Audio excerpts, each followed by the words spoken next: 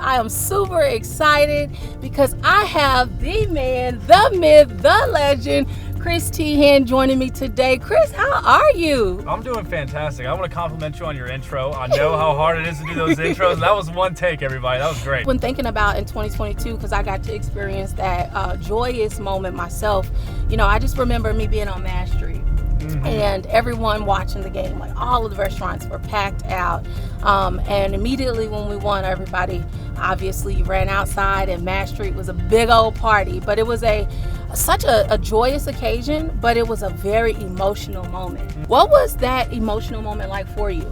Well, I'll say that the game in general probably took a good 5 to 6 years off my life. I mean, we were down 18 at halftime. My heart's pounding. This is definitely my last college game. And it was more of a relief when the game ended. I mean, don't get me wrong, the excitement was crazy, but it was like everything that we all had worked for so long had been achieved. And I was so happy for my brothers on the team. I was so happy for my coaches, so happy for the students, the university, all the alumni.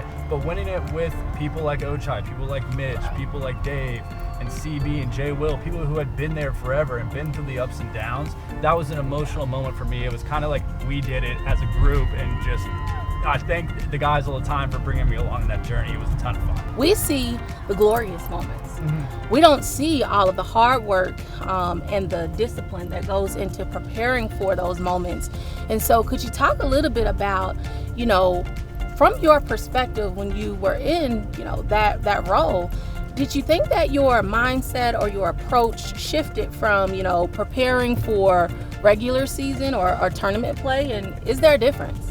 I would say there definitely is a difference. When you listen to Coach Self talk, as I did for a very, very long time, he says there's 3 seasons. There's the preseason, which is the non-conference schedule, then there's the Big 12, and then there's the championship season. You've put in thousands and thousands of hours to play in those March Madness games.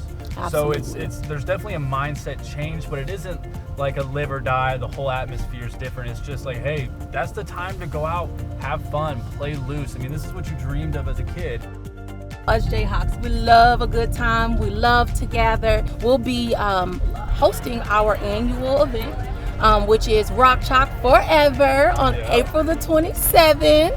It's going to be hosted this year at the T-Mobile Center, and I believe just about a month ago you revealed to the world that you are going to be this year's host. So yes, I'm very excited, and of course I want to know from you, what are you most excited about being this year's host, and what is one thing you're looking forward to? Well, I'll start by saying it was an honor to even be asked to do something like this.